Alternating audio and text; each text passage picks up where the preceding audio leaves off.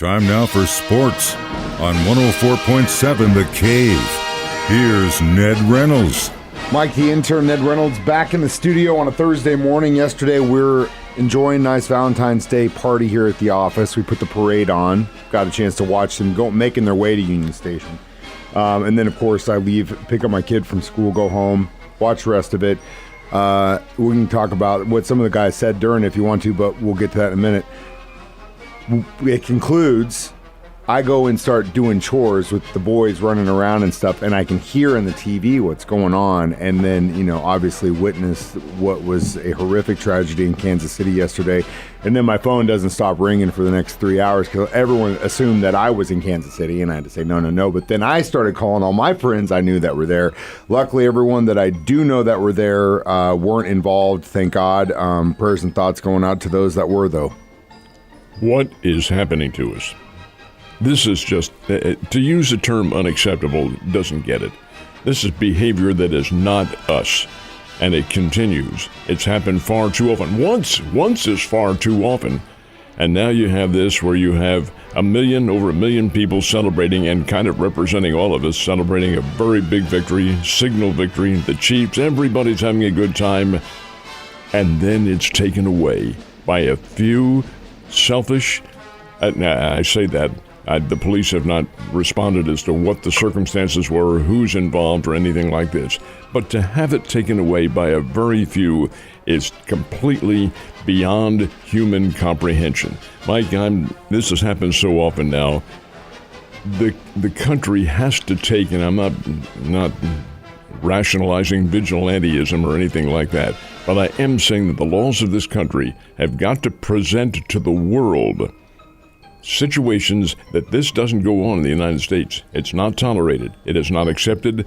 And the only way you do that is with harsh punishment that comes almost immediately. Now, I know the trials, the legal system in this country is right there. It's to give everybody at least a fair chance. But did these people give anybody a fair chance? Did anybody who shoots randomly in crowds give anybody a fair chance? Hell no.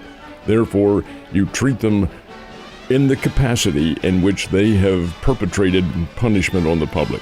I am so distraught at what we saw. It's taken away civil liberties from people gathering to have a good time, to celebrate. And then you have this to go on. Bro, I had my kid there with me last year, literally 30 yards from where that took place. And there were apparently 11 children who were involved in this, too. The other harsh reality, dude, there are kids everywhere at that thing the last 2 times before this one. It's unfathomable that someone would even think that, but here's the other harsh reality. You said, this isn't something that's new. It happens all the time in this country, and that's the shame. It's which week is this and what city or what school is getting hit with another crazy lunatic with a gun. And it happens way too often. Finding out, instead of going to the root cause of why this is going on, instead you demonstrate to the world that this does not happen here. And that has not been demonstrated by our public, our judicial system, or anything else. You can't allow something like this to go on. It is not American. It is not us. It is not the vast majority of the people here. And yet you're allowing a few thugs to take it over and become the governing agency, so to speak, and making people afraid to go out. It can't happen and can't be allowed to happen. It's all too common, and it just completely takes a day. I was sitting there, obviously some of the players were, really, really drunk, and for good reason. They worked their ass off all season. And I'm sitting there going, oh, God, why'd they give him the mic? You can see Mitch is just getting frustrated, and I'm laughing because they deserve it. Whether you agree with them and be celebrating or not, it's not your business. It's their life. They can do what they want, and they earned it to do that on one day. And I'm sitting there going, oh, this is crazy. This is like a dream come true. I can't believe it. And then just to turn it in a 180 immediately. And now that's all we're ever going to think about on that day. Yep, that's it. Because of some selfish individuals, but the like I said, the fact of the matter is this is happening way too damn often in our country, and that's a huge problem. And the memory of your celebration has just been jaded by a few people. It's very unfortunate. Again, prayers and thoughts, anything and everything we can do to those affected by this tragedy in Kansas City. we're thinking about you. The whole kingdom is. So before the horrific tragedy occurred in Kansas City yesterday, few things happened.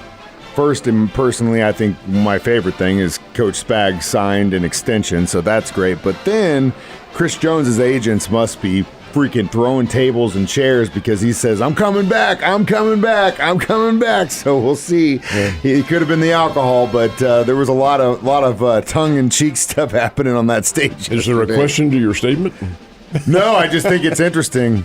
That is what happened. Jones did say he's coming back, and I think he probably means this because he does want to play. He has said, I want to be with the Chiefs, I want to be a three-peat. But keep in mind, that's the euphoria of the celebration that's going on there. That is the reality of how much he's going to be paid and how much the Chiefs can afford. And I think they probably can with some kind of creative mathematics that Mr. Veach has come up with in the past. He's not the only one, though. There are others, and L'Jarius Sneed is included in that deal. His name was never mentioned. He's a key as well. But you're right about Spagnuolo. He has been signed to an extension. That's a very big deal. He's a pretty doggone good defensive coach. Probably needs to be a head coach somewhere along the line, as does our friend Mr. Bieniemy, who apparently is wandering out in the state of unemployment at the moment. But he'll get a job somewhere. Nonetheless, there was some good news on otherwise a tragic day in Kansas City. Absolutely. Again, we are thinking about you and all those affected by this horrific thing that should never happen in our country. Basketball Bears on the road last night. They still have a little bit of a chance left to prove something. Did they do it? No, they did not. They fell behind at the start of the game 14-0. This is typical Murray State. They get off on these huge streaks and then kind of fall back into a state of somnolence, so to speak. The Bears were able to catch up and, in fact, take the lead at halftime by 1 point. But down the stretch, this Murray State team is really streaky. They had 4 guys in double figures last night and shot, Mike, this is incredible. 54% for the game, but 75% in the second half. They made almost all their shots. And when you take a look at the categorical level of that scoring, 48 points in the paint. That means they were driving in for layups, they were scoring underneath, and the Bears' defense was fractured by this kind of attack. Bears didn't play badly at all. In fact, could have, had they maintained some consistency, could have come up with a win. But it didn't. Murray State 82, the Bears 72. That 75% shooting in the second half by Murray State was the key. The Bears have to tighten up on their defense. That's 9 losses in the conference now, and that puts them into the play-in round. The play-in round doesn't have quite the same connotation that it used to. It was 4 teams. Now it's 8 that play there, and 4 who get byes. But the fact is, that's 4 games in 4 days, and that's a tough way to go. Yeah, especially down the stretch. Last but not least, what do we got on the agenda today? Well, Drury's teams have a doubleheader over the O'Reilly Family Event Center. They'll play Missouri St. Louis. This is the night that Caitlin Clark of Iowa goes for the all-time women's scoring championship in Division I basketball. She only needs 8 points, and Iowa plays Michigan. Iowa should win big. They have a sellout. They always have a sellout when she plays, so this will be a whole lot of fun. Tiger Woods will tee it up today in the Genesis Open, his first time in a PGA event in almost a year. He did play in the Masters last year but didn't make it through. And indeed, here's Tiger Woods thinking he can come back again. This is a tournament that he is the host, but the fact is that all the big names are playing, and the purse is $20 million. The prize winner will walk off with the first prize with almost $4 million. That's a pretty big payday. But Tiger Woods is playing. And the pole position at Daytona was decided last night for the race on Sunday. They have a special event just to get the pole. Then tonight they have the twin qualifying races. But the pole goes to Joey Logano, who wrested it away from Michael McDowell, who will also start on the front row. But that's the front row for Daytona. There's now the rest of the field, and that'll be decided tonight. It'll be a lot of fun. It's just one weekend after another, Ned. You have a great day, and I will see you mañana.